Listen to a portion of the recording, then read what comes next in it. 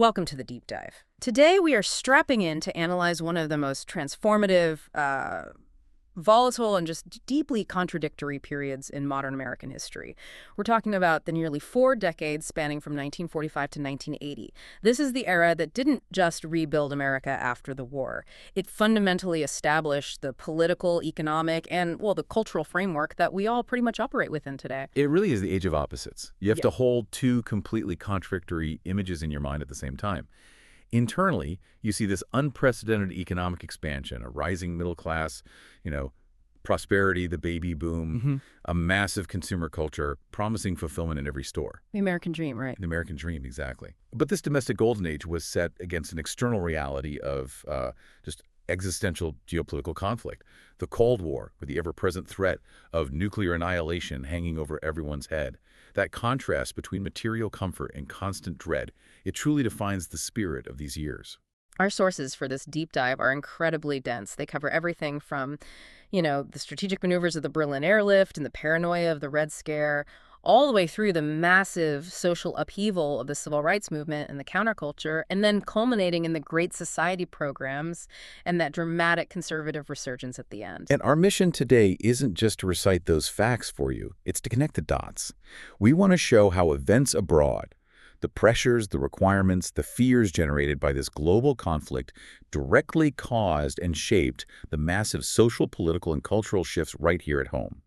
In so many ways, domestic American history from 45 to 80 is simply the shadow cast by the Cold War. And if there's one overriding global thesis that anchors all of post-war American policy and dictates these domestic changes, it's really this. The U.S. was fundamentally driven by two central interlocking pursuits. First, limiting communist influence, which we all know as containment.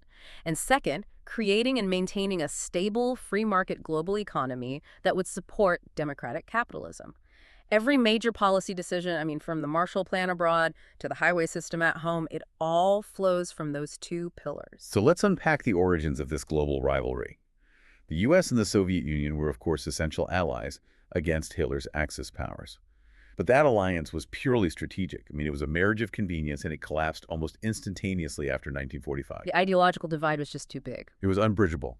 Democratic capitalism, individual freedoms, private property on one side, versus authoritarian communism, state ownership, and one-party control on the other. And what makes this a true global conflict is that neither side was content with just, sitting back. Neither was content with stability or mere survival. Both believed their systems were superior and, more importantly, they sought the global expansion of their ideology. This set up a decades-long zero-sum rivalry where every conflict anywhere in the world was viewed through the lens of East versus West. Exactly. And the tensions escalated most rapidly in Europe, particularly as Stalin violated the agreements that were made during the war at Yalta. He very quickly installed communist puppet regimes across Eastern Europe, Poland, Hungary, Czechoslovakia. He effectively created a Soviet buffer zone to protect their western flank. And this is the moment Winston Churchill, in 1946, coins that legendary phrase, the Iron Curtain. It perfectly symbolized that physical and ideological separation, dividing a continent that was, just a few years before, unified against a common enemy. And the tensions weren't just over Eastern Europe. They were acutely felt in Germany. The post-war division of Germany and its capital, Berlin, quickly turned toxic. The Soviets, they were reeling from catastrophic losses, something like 20 million people. They demanded heavy reparations, intending to cripple Germany further so it could never be a threat again. But the Western allies saw it differently. Completely differently. The U.S., UK, and France. They saw the economic stabilization of Germany as the key to preventing the spread of communism across the rest of Europe. They focused on reconstructing West Germany. So this fundamental conflict over Germany's future made U.S. concerns about Soviet expansion concrete and immediate. They needed a plan, something more robust than just diplomatic protest. And that brings us to containment. Can you clarify how George Kennan, a diplomat writing from Moscow, essentially provided the blueprint for what would become decades of U.S. policy? Kennan's 1946 long telegram is absolutely foundational. It's one of the most important documents of the 20th century. He argued that the USSR was inherently expansionist due to its ideology. It had to spread to survive, in their view. However, and this is the crucial part, he noted that the Soviets were cautious. They were not suicidal. They would probe for weaknesses, but they would withdraw when met with firm resistance. So no need for a hot war. Precisely. The recommended U.S. policy wasn't direct, all-out war, but rather long-term, patient, and firm containment. It meant limiting Soviet influence regionally through a mix of diplomatic, economic, and, if necessary, military pressure. It basically provided the intellectual permission for the U.S. to engage globally, everywhere, all the time. And policymakers like Truman jumped on this idea. The first major instrument of containment was the Truman Doctrine in 1947. And this wasn't just a speech, it was a promise. It pledged U.S. financial and military support to any nation threatened by communism. The first test case came immediately. The immediate application involved $400 million in aid to Greece and Turkey, which were both facing internal communist insurgencies. This action decisively established the U.S. as the global protector of threatened democracies, or at least non-communist governments. But containment recognized that guns alone couldn't win this ideological war. Economic instability, poverty, that was communism's greatest ally. That's where the Marshall Plan, starting in 1948, comes in. This was a colossal investment. We're talking over $13 billion in aid, which is well over $100 billion in today's money poured into rebuilding Western European economies. The genius of the plan was really twofold, wasn't it? Oh, absolutely. First, it stabilized democratic governments in places like France, Italy, and West Germany. It reduced the economic desperation that made communism so appealing to working-class voters. But secondly, and just as importantly, it created strong trade partners for U.S. businesses. It effectively locked those nations into the American-led free market system. So the Marshall Plan essentially stabilized the political landscape of Western Europe by, well, buying economic loyalty. And we see its most decisive application with the Berlin airlift of 1948-49. A truly incredible moment. When the Soviets blockaded all land access to West Berlin, trying to starve the city to surrender, the U.S. and its allies refused to back down. They executed over 200,000 flights in just under a year, flying in every single necessity: coal, food, medicine. It was an unbelievable logistical feat. And it was a demonstration of containment working perfectly. It prevented a communist takeover without firing a single shot. It showcased Western resolve and technological superiority, and it ultimately forced the Soviets to lift the blockade without achieving their goal. It was a huge propaganda victory. And this success quickly led to institutionalizing containment through formal military alliances. In 1949, the U.S. and Western Europe formed NATO, the North Atlantic Treaty Organization. This was a formal military alliance committing to mutual defense. And you have to understand, this was a radical break from U.S. isolationism. It signaled a permanent American military presence in Europe. And, of course, the Soviets countered. They consolidated their Eastern Bloc states under the Warsaw Pact in 1955. The lines were now drawn in concrete. So the shift from economic aid to military engagement raised the costs dramatically. And the first major test of this new military containment was the Korean War from 1950 to 53. Right.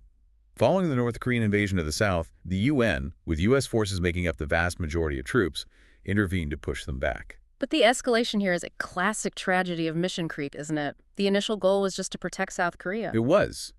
But UN forces, led by General MacArthur, were so successful they pushed the North Koreans almost to the Yalu River, which is the border with China. This triggered a massive Chinese intervention, overwhelming the UN troops and leading to a brutal, bloody stalemate right back where it all started, near the 38th parallel.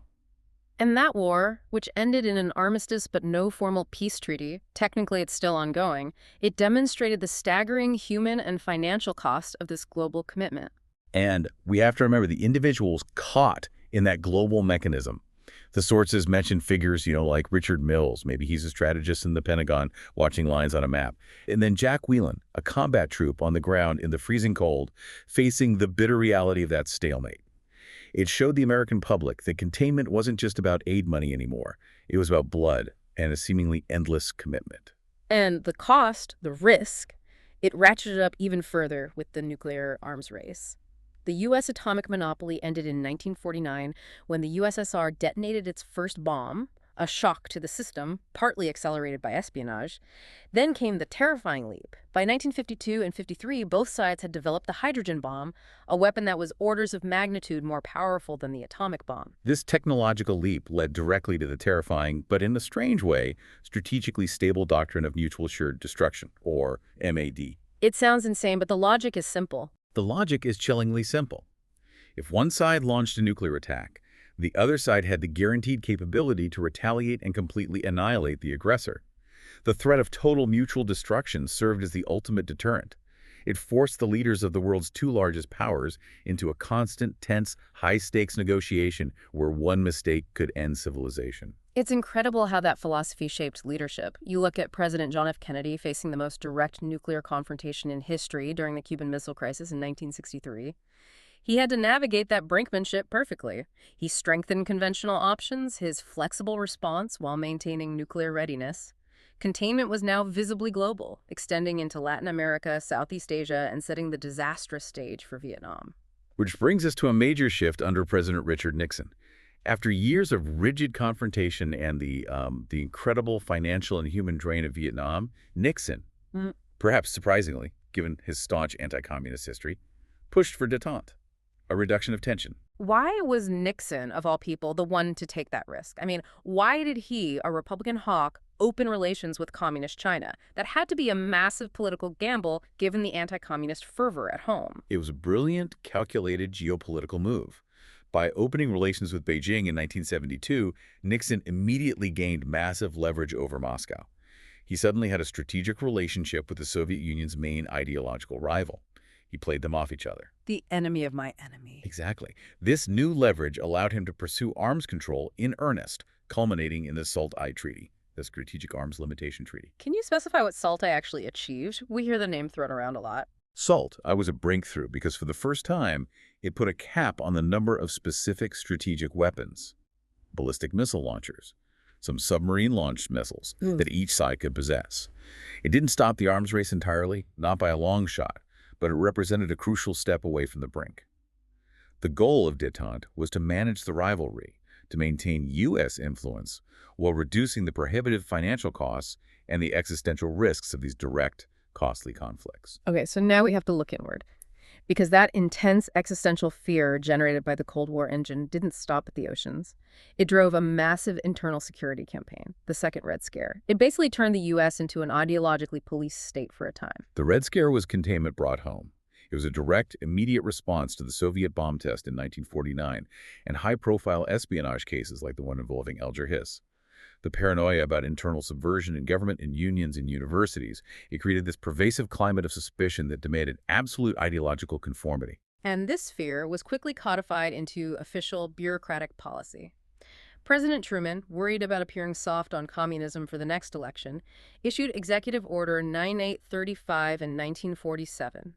This created the Federal Loyalty Program, which mandated these incredibly invasive background checks and required every federal employee to prove they were not a communist. The burden of proof was on the accused. The outcome was chilling. Thousands of federal employees were investigated, dismissed, or they resigned under pressure. And this was often based purely on flimsy accusations or associations, who your friends were, what books you read, rather than any concrete evidence of espionage. It legitimized the idea that simple political dissent was equivalent to treason. Congress also went after organized labor. The Taft-Hartley Act of 1947 was passed over Truman's veto. While it restricted a lot of union activities like boycotts, its most potent anti-communist clause required union leaders to sign an affidavit affirming non-membership in the Communist Party. And that requirement directly targeted labor unions as potential vectors for communist influence. It crippled their political organizing, and it ultimately weakened the entire labor movement just as this massive economic boom was beginning. It was a strategic effort to ensure the post-war economy would be led by business, not organized labor. Culturally, the policing was even more visible. The House Un-American Activities Committee, or HUAC, relentlessly investigated communist influence, and they focused heavily on Hollywood. They saw Hollywood as a propaganda machine. Exactly. This led to the famous case of the Hollywood 10 in 1947. These were writers and directors who refused to testify, citing their First Amendment rights. They were subsequently jailed for contempt of Congress and universally blacklisted from the industry for years. And that created a powerful deterrent. It sent a message to everyone. If you deviate from the political norm, your livelihood will be destroyed. And here's where the repression gets truly insidious. It extended far beyond any legitimate security concerns. The infamous Lavender Scare aggressively targeted homosexuals in government and federal employment. How was homosexuality even linked to communism in the official narrative? It seems like a huge leap. The logic was chillingly simple and perverse. The thinking was that homosexuals, because their lifestyle was criminalized and often kept secret, were deemed vulnerable to communist blackmail. They were seen as inherent security risks. This fear was weaponized, and it shows how anti-communism was used not just to defend democracy, but as a pervasive tool of social control and repression against any group that deviated from the rigid post-war conformity. And you can't forget the high-stakes espionage cases that fueled the public's terror. The execution of Julius and Ethel Rosenberg in 1953 for passing atomic secrets, for example, that confirmed for many Americans that Soviet spies were indeed living and operating undetected right here in their society. And leading this internal crusade, of course, was Senator Joseph McCarthy. He rose to national prominence by making these aggressive, totally unsubstantiated claims like alleging that he had a list of 205 known communists who had infiltrated the State Department. McCarthyism became synonymous with this entire era of baseless suspicion, fear-mongering, and the destruction of reputations. Thankfully, there was some resistance, though it was rare and took immense courage. Senator Margaret Chase Smith's 1950 Declaration of Conscience was a remarkable moment. She publicly criticized the reckless abuse of congressional power and character assassination when most of her colleagues were too terrified to challenge McCarthy. And the human cost of this internal containment was just immense. It suppressed dissent, it weakened civil liberties, and it tragically marginalized outspoken activists like Paul Robeson. Robeson was an internationally renowned African-American singer and actor, a global star, but he openly criticized U.S. racial policies. His activism was immediately framed by the government as communist subversion, leading to the revocation of his passport and the systematic destruction of his career and his public voice. His story shows precisely how foreign policy fears were weaponized to enforce domestic racial and political conformity. And the paradox, as we mentioned at the start, is that this period of profound fear coexisted with an unprecedented explosion of affluence. While America was terrified of communism, the economy was experiencing this sustained massive growth. It dramatically expanded the middle class and created a culture of mass consumption. And this boom wasn't purely organic. It wasn't just the free market at work. It was actively financed and shaped by massive federal investment. The GI Bill of 1944 was arguably the greatest piece of social engineering legislation in U.S. history. It didn't just thank veterans, it funded their college education, their vocational training, and crucially, it guaranteed home and business loans for millions of them. That created the engine for upward mobility.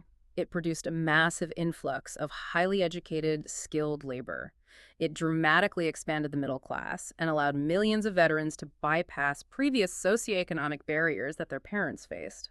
Then you have the infrastructure investment. President Eisenhower, Republican, signed the Interstate Highway Act of 1956, funding over 41,000 miles of high-speed highways. Now, this was framed partly as a Cold War defense measure, evacuation routes for cities in case of nuclear attack. But its true impact was economic. It facilitated commerce, it revolutionized suburban commuting, and it stimulated the entire automotive, oil, and trucking industries. We also can't overstate the impact of Cold War defense spending itself. The arms race drove massive federal investment into defense-related industries, particularly aerospace and electronics. This spending stimulated huge regional economic growth, especially in the emerging Sun Belt region. This growth cycle was then amplified by technological and consumer shifts. The introduction of consumer credit. The credit card dramatically expanded purchasing power. Air conditioning made previously unbearable warm climates livable, directly spurring population and industrial expansion in the Sun Belt. And of course, television became central to advertising, to politics, and to standardizing consumer demand across the country. And the demographics were shifting just as fast as the economy. The baby boom, which ran from roughly 1945 to 1960, saw the population increase by over 50 million people. This created unprecedented demand for everything: housing, cars, schools, highways. And that demand fueled the literal rise of the suburbs. Places like Levittown are the perfect example. Mass-produced, low-cost housing that met the needs of the emerging white middle class, all of it subsidized by GI Bill and FHA loans. But this suburban dream was built on structural exclusion, and this is crucial to understanding post-war wealth inequality. The federal policies that supported suburbanization deliberately excluded minorities. Can you explain the mechanics of how this happened, specifically the role of redlining? Absolutely. The Homeowners Loan Corporation, HOLC, and the Federal Housing Administration, FHA, used appraisal methods that basically institutionalized segregation. They created these security maps where they categorized neighborhoods based on perceived lending risk. Areas where minorities lived, even if they were well-maintained middle-class neighborhoods, were almost always designated as hazardous or redlined. meaning those residents couldn't get the federally backed mortgage loans that were building the white middle class. That's exactly right. This denial of financing meant that minority families could not purchase homes, or if they did, they were forced into exploitative, unregulated markets with terrible terms. So while white families were building generational wealth through subsidized home equity, minorities were systematically locked out. This practice of redlining created lasting racial disparities in wealth, homeownership, and access to that upward social mobility the post-war era promised to everyone else. So federal policy, driven by the economic boom, structurally determined who benefited from that boom and who was left behind. At the same time, the demographic map of the country was being dramatically redrawn by internal migration. Precisamente. States in the South and West California, Florida, and Texas experienced explosive growth. This whole region became known as the Sun Belt. This migration was driven by a few things: the nice climate, the new interstate highways, and crucially, all those defense and aerospace job opportunities funded by the Cold War. This population shift didn't just change the economy, it led to a significant transfer of political power, electoral votes, and congressional seats away from the traditional industrial Northeast and Midwest to the Sun Belt. And that has shaped U.S. politics for the next half-century. Okay, so we've established the climate. Massive prosperity coupled with this pervasive political fear. The resulting cultural climate, particularly in the 1950s, was defined by homogeneity and conformity. It was socially and politically just, safer to blend in. Mass culture became an echo chamber of stability. Economic success, the move to standardized suburban homes, and the constant pressure of McCarthyism all contributed to this singular national identity that emphasized family values, strict gender roles, and most importantly, consumerism as the ultimate expression of patriotism and belonging. And the tool for standardizing this culture was, without question, television. By the late 1950s, nearly 90% of U.S. households had one. Networks broadcasted nationally, creating a common cultural language, a common set of myths. Think about the iconic suburban sitcoms. Leave It to Beaver, Father Knows Best, I Love Lucy. These shows presented an idealized, sanitized version of American family life. You had the breadwinning father, the domestic housewife, the well-behaved children. They reinforced traditional gender roles and normalized the cycle of consumer purchasing as the core function of the middle-class family. And advertising played right into this. It shifted its focus strategically. It moved away from selling products based on, say, utility or necessity, and instead it focused on emotional appeals. You're buying status, belonging, or a new identity. And credit cards allowed this consumption to be sustained, often on debt. But culture is never monolithic, is it? Where there's rigid conformity, there are always powerful counterforces brewing just beneath the surface. They often started in the margins, particularly in literature, with the emergence of the Beat movement. These were artists who consciously rejected the materialism and standardization of the 1950s. They embraced spontaneity, jazz, Eastern philosophies. The Beats, people like Jack Kerouac in his stream of consciousness novel On the Road, or Allen Ginsberg in his seminal poem Howl, they were looking for a deeper, more authentic American experience. They rejected what they saw as the spiritual emptiness of mass corporate culture. They defined themselves against the conventional forms their parents celebrated. And that critique really resonated with youth. J.D. Salinger's The Catcher in the Rye became the ultimate manifesto for teen angst. The protagonist, Holden Caulfield, is constantly railing against the phoniness of the adult world and mass conformity. Musically, the challenge came in the form of rock and roll. This was a truly revolutionary genre that merged African-American rhythm and blues with country music. Black musicians like Chuck Berry were crucial pioneers, crafting these narratives that spoke directly to youth identity and social rebellion. And then, of course, came Elvis Presley. He successfully popularized the genre to massive white audiences. His performance style, his music, his overt, often controversial sexuality, it challenged the conservative norms of the time. Rock and roll was perceived by the older generation as dangerous, rebellious, and racially integrated, which made it a powerful cultural dividing line. We also saw intellectual critiques taking hold. The economist John Kenneth Galbraith published books that critically examined this consumer culture and the pervasive influence of corporate power on public policy. And quietly, groups like the Mattachine Society began organizing. They were challenging the rigid social control of the era and advancing the earliest advocacy for LGBTQ+ rights. A truly courageous act, you have to remember, given the surrounding lavender scare. That simmering rebellion finally exploded into the mainstream in the 1960s with the youth counterculture. This was a radical, wholesale rejection of their parents' values. This went way beyond political disagreement. It was a philosophical and spiritual break. They rejected materialism, embracing communal living. They actively experimented with drugs, marijuana, LSD as tools for expanding consciousness, for finding spiritual alternatives to what they saw as the capitalist rat race. And this fueled the sexual revolution. Young people openly challenged the strict family and gender norms reinforced by the 1950s. They advocated for sexual liberation, premarital sex, and easy access to contraceptives, creating this deep generational conflict. This movement manifested in the hippies, centered in places like Haight-Ashbury in San Francisco. They adopted unconventional clothing, communal structures, and the music of artists like Bob Dylan, who provided sharp political commentary, and Jimi Hendrix, whose psychedelic music just embodied that boundary-pushing experimentation. And the peak symbolic moment of this entire movement was arguably the Woodstock Music Festival in 1969. Nearly 400,000 people gathered. It was seen as this fleeting vision of an alternative society characterized by communal living, free expression, and massive social solidarity against the established norms. So as American society is experiencing these dual currents of fear and affluence, a massive moral and political imperative takes center stage: the fight for equality. And this activism was driven by the crushing reality that the promises of the Reconstruction-era amendments, the 13th, 14th, and 15th, were systematically denied by the structures of Jim Crow. That system of Jim Crow enforced segregation everywhere, from schools to buses. It was coupled with systemic voter suppression through poll taxes and literacy tests. And all of this was legally sanctioned by the Supreme Court's 1896 ruling, Plessy v. Ferguson, which established that dangerous doctrine of separate but equal. But the Cold War context gave this fight international urgency. After World War II, the U.S. is championing itself as the global leader of freedom and democracy. Yet the glaring reality of U.S. racial discrimination became a massive liability internationally.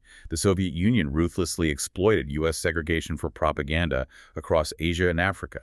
They would ask, how can America claim to lead the free world when it denies basic rights to its own citizens? That external pressure made equality not just a moral issue, but a strategic imperative. They had to clean up their own house to win hearts and minds globally. Meanwhile, early activism was building. While Rosa Parks is the iconic figure, we should remember Claudette Colvin, who, at just 15, refused to give up her bus seat in Montgomery in 1955, providing an early test case against segregation. And of course, the Montgomery bus boycott of 55 and 56, sparked by Parks' arrest, was monumental.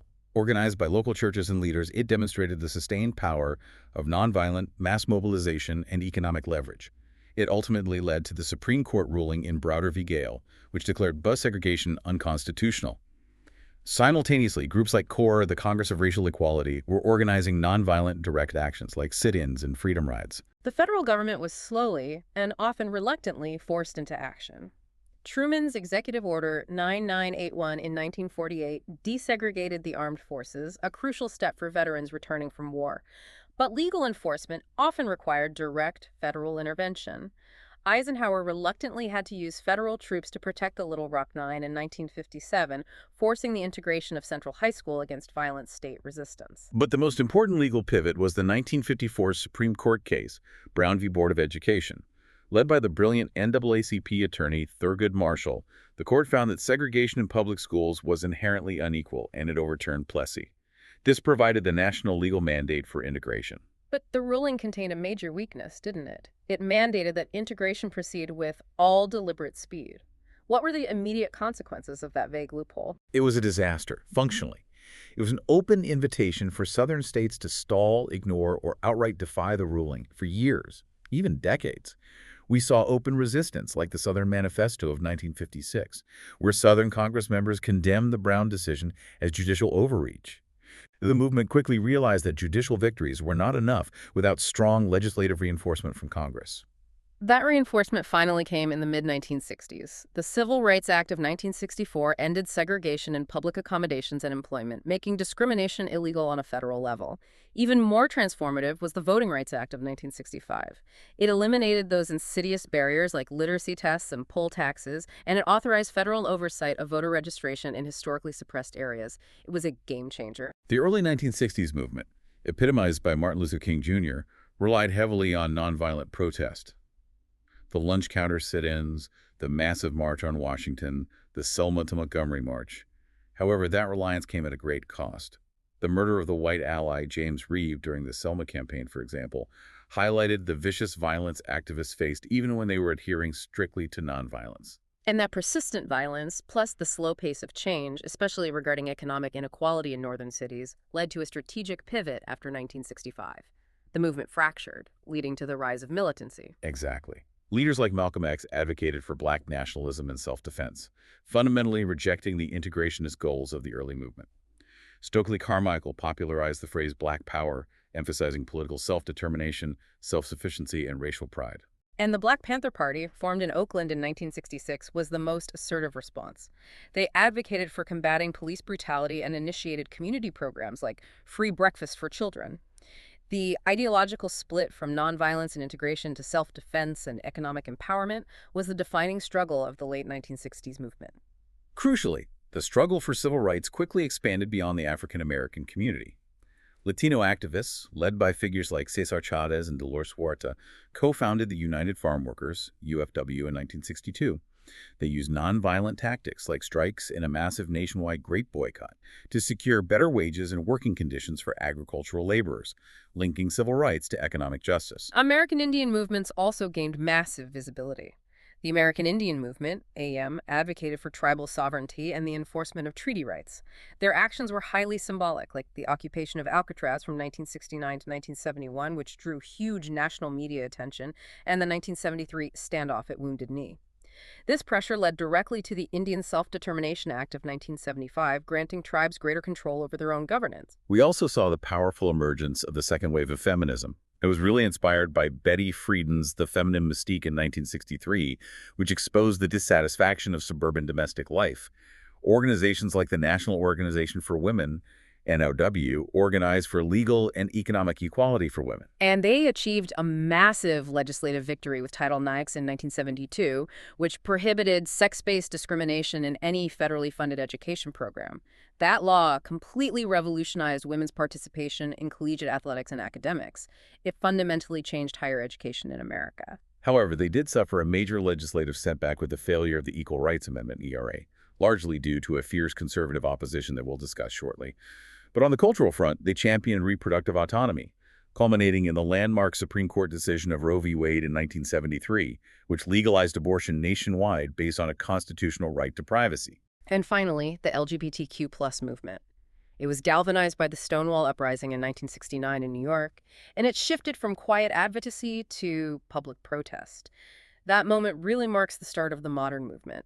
And it achieved a critical validation in 1973 when the American Psychiatric Association removed homosexuality from its list of mental illnesses. And all of this social activism coincided with the political peak of American liberalism, the Great Society.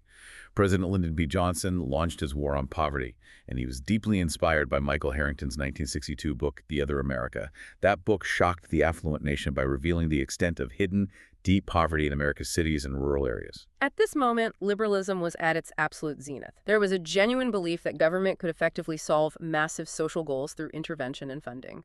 The Great Society was the legislative architecture built on that faith. Johnson leveraged his massive congressional majority to enact sweeping programs.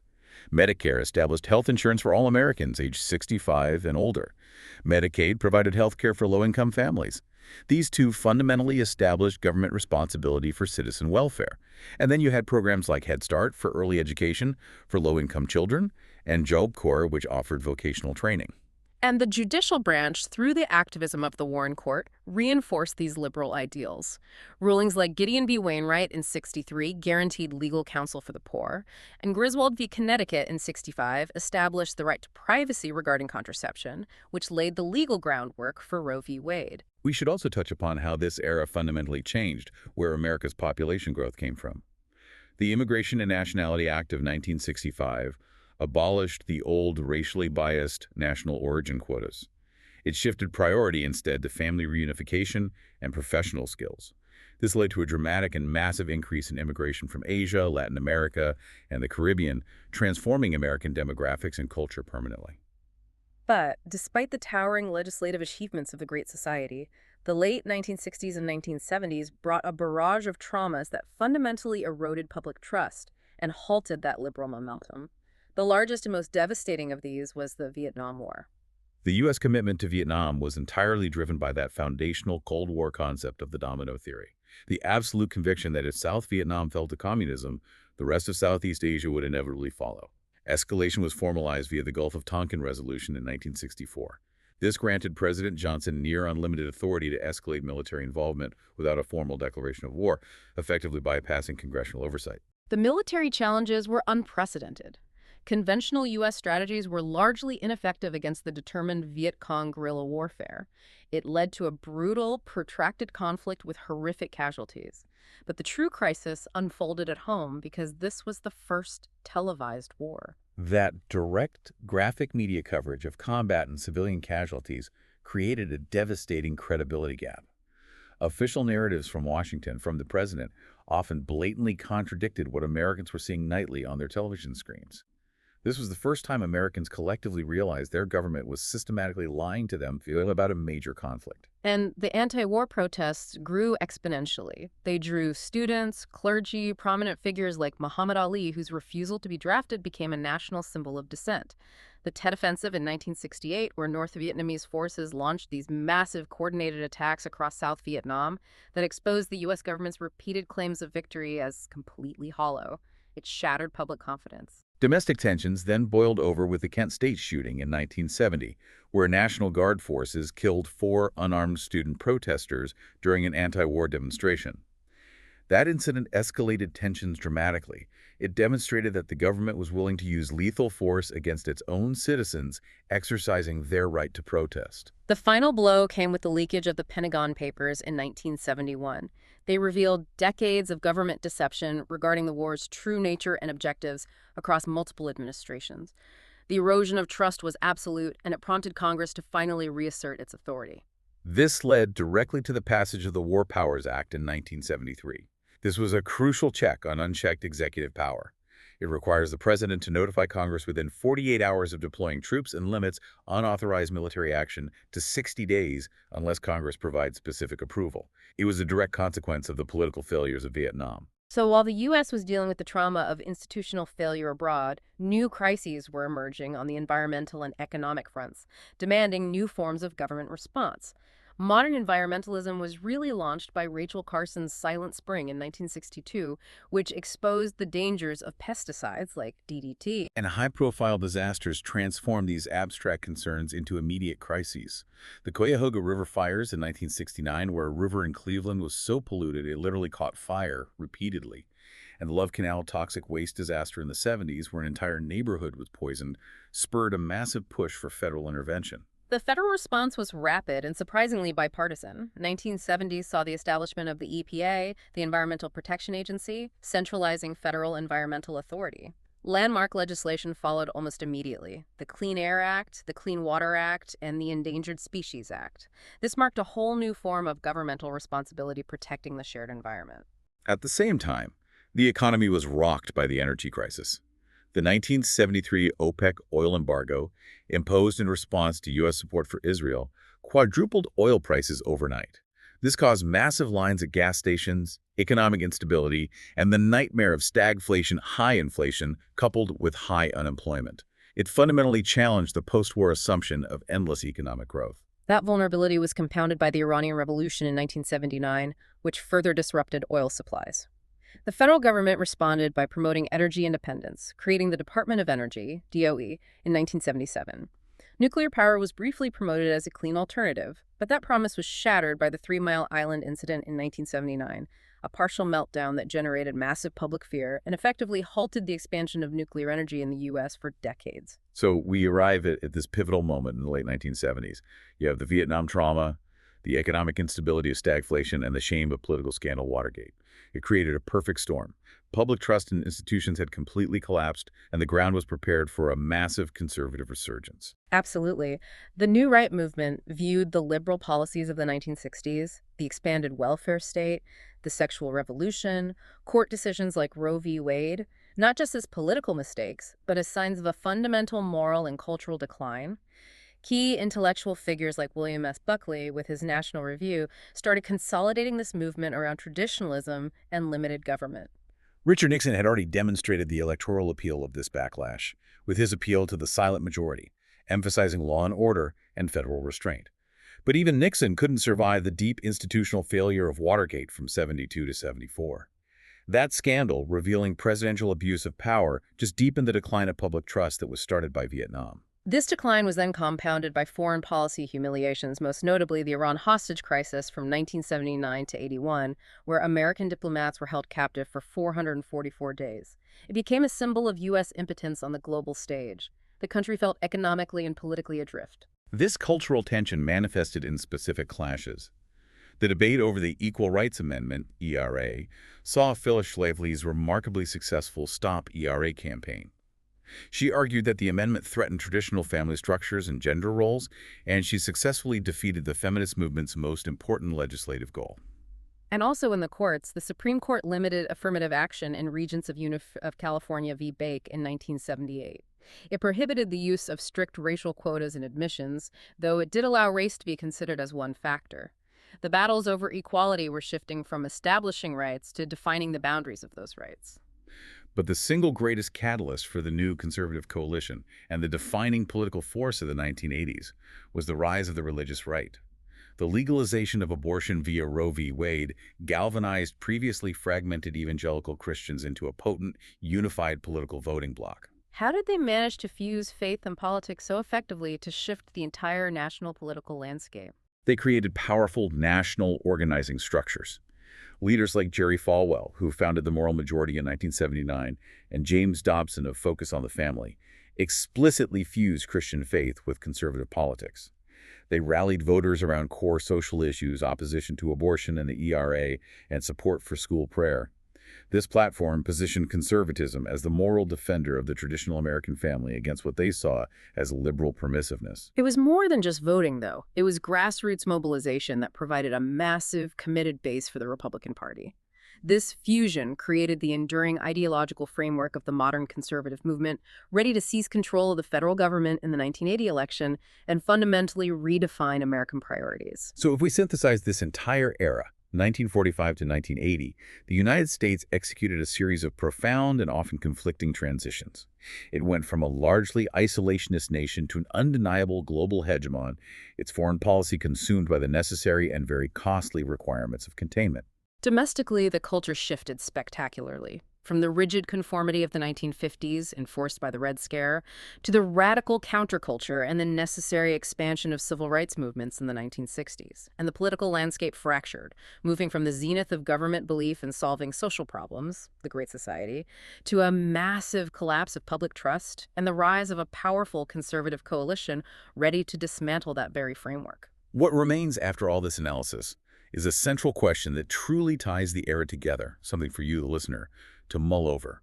We talked about President Eisenhower's farewell warning about the military-industrial complex, that fusion of the defense industry and the permanent military establishment. Considering how Cold War defense spending directly fueled the massive economic growth and technological innovation in the aerospace industry, the electronics sector, and the booming Sunbelt economy, all of which created the prosperity and social mobility of the post-war middle class, we have to ask a difficult question. To what extent was the immense affluence and resulting cultural progress of post-war America inextricably linked to the very conflicts, fears, and military infrastructure that continuously threatened its demise? Was the golden age of the American middle class financially dependent on the perpetuation of the Cold War?